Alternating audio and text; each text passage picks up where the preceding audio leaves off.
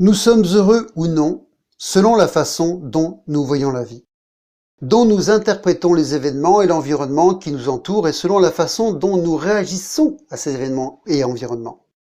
Le bonheur, donc, n'a rien à voir avec le contrôle que nous avons sur les choses ou sur les événements provenant de l'extérieur de nous. En réalité, le bonheur est lié à la maîtrise et le contrôle de notre monde intérieur. Qu'il s'agisse de la maîtrise de notre ego ou de notre esprit ou de nos émotions, afin d'obtenir la paix de l'esprit. Je crois que notre bonheur dépend de cela. La tranquillité d'esprit s'obtient principalement en sachant que nous faisons quelque chose de vraiment important, c'est-à-dire quelque chose qui a du sens pour nous. En d'autres termes, il est difficile de ressentir la paix intérieure de l'esprit et du cœur si nous n'avons pas de véritable objectif de vie. Il est important d'avoir un but, de savoir que nous apportons une contribution au monde, que nous laisserons notre héritage. C'est la plus grande source de bonheur possible, car le bonheur n'a rien à voir avec le plaisir et le désir.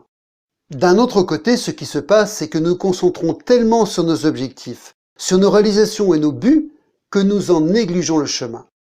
Quand vous y pensez, le résultat appartient au futur. Et pendant ce temps, nous négligeons notre chemin.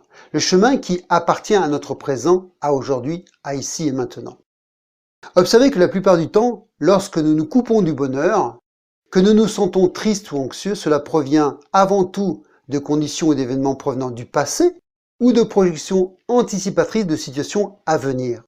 Mais lorsque nous oublions ce qui s'est passé dans le passé et mettons de côté ce qui pourrait se passer dans le futur, nous retrouvons la paix intérieure. Par conséquent, pour être heureux, il est important que nous comprenions que c'est avant tout le chemin qui est en compte et de profiter de chaque étape du chemin. Si le chemin est le bon et si nous apprécions chaque étape du chemin, la destination viendra d'elle-même parce que le bonheur est le chemin, pas la destination.